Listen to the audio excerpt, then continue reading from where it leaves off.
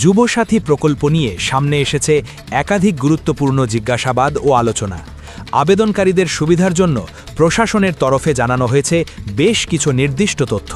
চলুন সেগুলোর বিস্তারিত তথ্য জেনে নেওয়া যাক।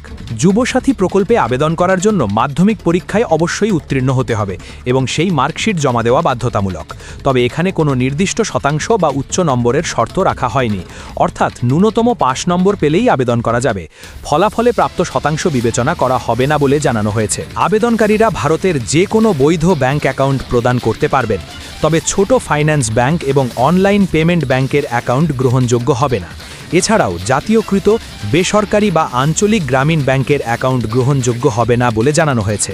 আবেদনকারীর নিজস্ব সক্রিয় অ্যাকাউন্ট থাকাই বাঞ্ছনীয়। এই প্রকল্পের ক্ষেত্রে ওবিসি নিয়ে কোনো আলাদা নির্দেশিকা বা শর্ত উল্লেখ করা হয়নি, ফলে আবেদনকারী ওবিসি সম্প্রদায়ভুক্ত হলেও কোনো অসুবিধা নেই, আবার ওবিসি না হলেও আবেদন প্রক্রিয়ায় কোনো প্রভাব পড়বে না।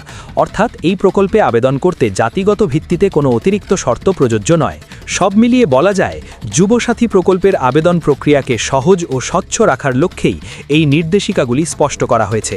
আগ্রহী আবেদনকারীদের নির্ধারিত নথিপত্র প্রস্তুত রেখে সরকারি বিজ্ঞপ্তি অনুযায়ী আবেদন করার পরামর্শ দেওয়া হচ্ছে। এই ছিল যুবসাথী প্রকল্প সংক্রান্ত সর্বশেষ আপডেট। আরও তথ্য ও পরবর্তী ঘোষণা জানতে সাবস্ক্রাইব করে রাখুন আমাদের ডিজিটাল রাহুল ইউটিউব চ্যানেলটি।